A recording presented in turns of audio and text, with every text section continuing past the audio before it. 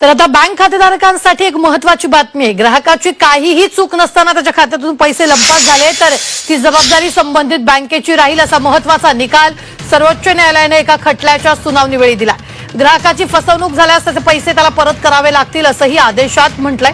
दरम्यान यामुळे स्वतःची जबाबदारी झटकणाऱ्या बँकांना दणका बसल्याचं बँकिंग तज्ज्ञ विद्याधर अनास्कर यांनी म्हटलेलं आहे।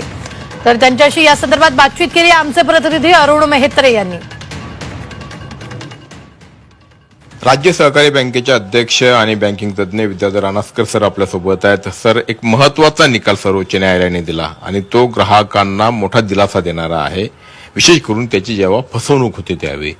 नेमकं काय प्रकरण आहे आणि काय निकाल दिला ते थोडं विशद करून सांगा तुम्ही। नाही, कोणत्याही बँकेमध्ये ज्यावेळी एखाद्या ग्राहकाच्या खात्यातनं एक सायबर अटॅक होईल, त्यांच्या एटीएम मधून असेल किंवा कुठल्याही मार्गाने ज्यावेळी गुन्हेगार पैसे काढून घेतात, त्यावेळी ही ग्राहकांनी जर बँकेकडे तक्रार केली तर बँक त्यांना नेहमी म्हणायची की तुम्ही पोलिसांकडे तक्रार करा, कारण तुमचे पैसे गेलेले आहेत तुमचा, कारण का आर्थिक गुन्ह्यामध्ये ज्याचा मॉनिटरी लॉस होतो तोच तक्रार करू शकतो।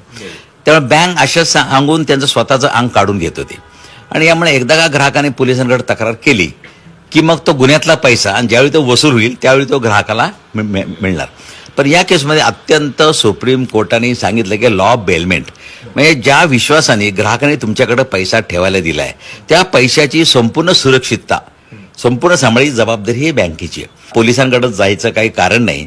पोलिसांच्या कच्यावर जे ते ग्राहक भरडले जायचे, आता बँकेला ते क्रिमिनल फाईल करावी लागेल की आर्थिक नुकसान त्यांचं होणार आहे, कारण का त्यांना कस्टमरला पैसे ताबडतोब द्यावे लागतील।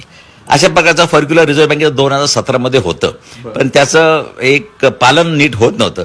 आता मग सर्वोच्च न्यायालयाने इतका मोठा दणका दिलाय बँकेंना की त्याने काय केलं, ग्राहक सेवा म्हणजे काय तरी स्पष्ट केलंय की ग्राहक तुमच्याकडे विश्वास ठेवतात आणि ते विश्वासाला तडा लागू न देण्याचं काम हे बँकिंग सेक्टरचं आहे।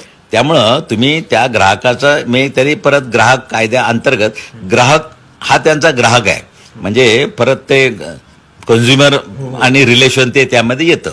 त्यामुळे त्यांच्या ग्राहकाच्या पैशाचं संरक्षण बेलमेंट आहे, त्यांनी तुमच्या हातात पैसे दिले। लॉकरमध्ये जर काही दागिने असतील तर तिथं काही झालं तर त्याची जबाबदारी बँकेवर येत नाही, का तर ते हातात दागिने दिलेले नसतात। त्या लॉकरमध्ये काय आहे त्याची कल्पना बँकेला नसते, लॉकर भाड्याने दिलंय। इथं मात्र आम्ही पैसा तुमच्या खात्यामध्ये ठेवलाय, बँकेच्या हातात दिलाय, त्यामुळे त्याची सुरक्षितता ही बँकेने सांभाळली पाहिजे, इतकं ठाम सुप्रीम कोर्टाने सांगितलं। Video journalist Vicky Kamble, Arun Mehtre, Zee 24 Taas, Pune.